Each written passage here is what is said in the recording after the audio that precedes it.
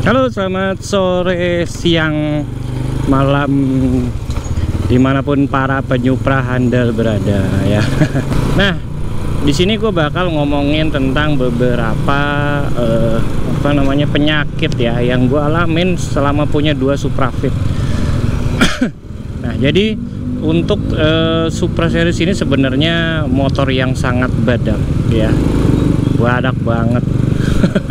Gue juga amazing dengan kekuatan motor ini ya. Tapi ada beberapa memang yang perlu diketahui kalau teman-teman mau punya, minimal kalau misalnya ngilik-ngilik Supra Fit ya, atau Supra X atau Astrea Supra ya.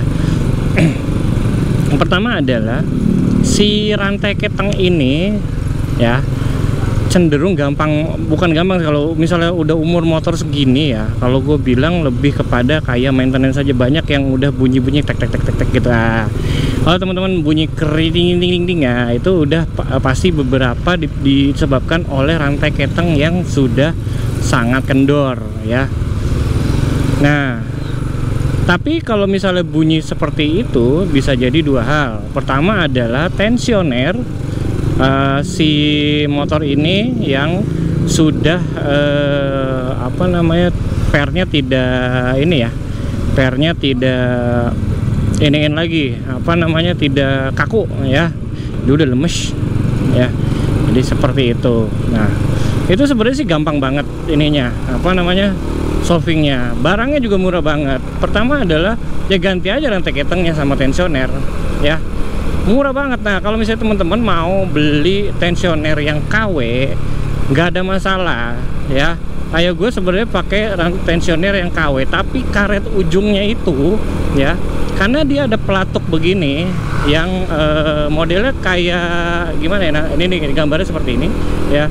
Jadi itu dia menekan rantai keteng ya, biar bisa dia kenceng. Nah, kalau misalnya kenceng tidak akan ada bunyi seperti itu ya.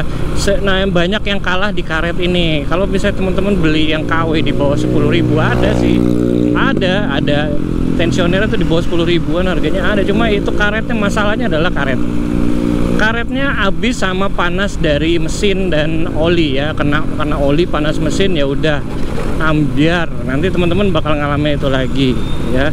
Lalu tips untuk beli tensioner, seingat gua si tensioner Supra C100 series ini matanya 88 mata ya. Jadi kemarin tuh salah beli gua. Sialan. Jadi kalau nggak salah matanya itu 86 deh. Kalau pokoknya gua kurang mata gitu, padahal itu dibilang ini Supra ini bener bang ini. Nah, itu kalau nggak salah itu punyanya Honda Grand yang dipakai ya. Jadi serupa tapi tidak sama. Seingat gue sih kalau nggak 88 90 nih. Gue ini deh, gue kasih gambarnya. Jadi teman-teman kalau misalnya jangan sampai salah pilih, karena kalau misalnya sampai salah pilih motor udah dibongkar. Kayak gue kemarin, motor udah dibongkar, rantai ketengnya udah keluar, lalu salah, dimasukin lagi. Ya udahlah, gitu kan. Jadi mubazir. Ya harga rantai ketengnya sendiri cukup murah di Honda, di Ahas. Kalau mau ini sendiri, masang sendiri ya, berarti teman-teman nggak usah ke Ahas. Itu hemat 50.000, karena pasang rantai keteng tuh 50.000 emang agak susah sih ya. Lalu pastikan juga kalau misalnya teman-teman pakai ganti rantai keteng itu sekalian aja ganti oli, biar nggak mubazir ngebukanya ya. Itu kalau misalnya di rumah teman-teman harus punya tracker ya, tracker magnet segala macam. Jadi ya memang agak ribet sih ya. Ya udah, serahkan aja pada Ahas deh gitu ya. Meskipun gua nggak tahu deh bautnya bakal berkurang atau bertambah ya. Kalau nggak berkurang bertambah lah kalau di Ahas itu ya. Ya, jadi begitu ya. Kedua adalah tidak responsif ya, pas ditekan gitu. Nah, itu nggak berakselerasi dengan maksimal gitu ya. Itu biasanya dikarenakan adanya kotoran-kotoran yang deposit yang ada di si ini kopling ya, kompartemen kopling ya. Jadi dia kan, jadi kemarin gue sempat bersihin ya, jadi kotorannya ngumpul itu semua Jadi itu yang mengakibatkan tidak responsifnya si kopling ya. Setidaknya itu yang gue alamin. Habis gue bersihin, enak banget tarikannya ya. Pokoknya enak banget deh. Jadi teman-teman harus cek-cek itu semua ya. Kanan dia. Oke. Nah, ketiga adalah beberapa setelan klepnya itu agak ya udah namanya di ini usia ya gitu loh. Ada juga kemungkinan besar dia bunyi ngeletek tek gitu. Karena kan apa, noken AC habis ya. Gue sempat ngalamin ganti ini yang di Supra sebelumnya. Itu dia nggak tahu kenapa dia jadi kan noken harusnya begini ya. Ya dia agak begitu. Ya. Jadi seperti itu. Itu juga kalau gue bilang murah sih kalau barang-barang Supra itu, ya Allah enak banget. Udah irit, barang-barangnya murah, maintenance sedikit ya, karena enak banget lah gitu, karena mesinnya tiduran, jadi lubrikasi oli itu sempurna. Jadi jarang sekali gue lihat namanya Supra itu lubrikasinya nggak bagus tuh ya, kecuali ada ada sesuatu yang terjadi gitu ya. Nah, lalu kalau misalnya teman-teman mengalami motor yang ngebul ya, perlu dicek adalah 3 hal ini ya. Oke, kalau misalnya target motor kalian ngebul ya, sebelum dibeli seperti ini. Jadi pertama adalah pastinya ring piston dan pistonnya serta blok itu dicek dulu ada baret enggak ya. Kalau nggak ada baret, ring pistonnya apakah melar enggak, jadi oli masuk ke ruang bakar gitu ya. Nah, habis itu kalau misalnya teman-teman udah ganti blok atau di quarter lah masih ngebul, mau kemana sih bapak? Masih nah, masih ngebul itu sudah pasti yang berikutnya adalah si seal clamp ya.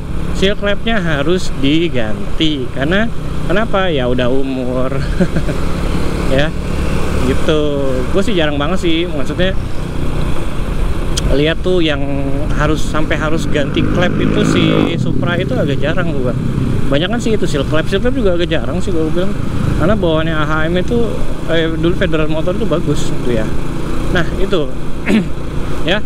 Lalu kalau misalnya setelah itu aman starter. Pokoknya gini aja deh, starter Supra tuh udah murah banget ya.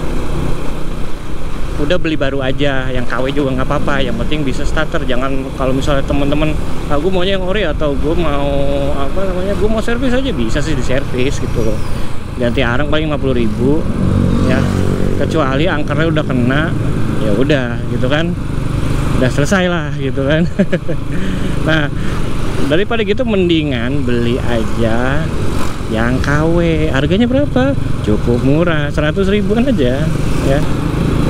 Selanjutnya apalagi, kalau gue bilang sih Supra itu cukup badak ya. Kalau gue bilang dari sektor mesin gue jarang banget lihat yang lain-lain problemnya selain itu ya. Kalau dari eksterior ya mohon maaf lah, batok getar itu sudah tradisi ya. Lalu sebenarnya satu yang harus kali ini adalah tromol belakang biasanya bearingnya sudah oblak ya. Itu tidak ada, kalau misalnya bisa ganti bearing ya oke lah, tapi kalau misalnya rumah bearingnya sudah selesai ya teman-teman harus ganti komstir ya. Biasanya kalau Supra itu apalagi yang masih pelek jari-jari ya, itu problemnya di tromol aja lah gitu loh, tromol sama inian peleknya biasanya udah karat. Nah ini yang ini sendiri gua peleknya udah karat ya, jadi gue ganti sih pakai aftermarket yang jari-jari juga. Nah nextnya sih gue mau pakein pelek racing aja lah, karena ini rumah bearingnya udah oblak ya.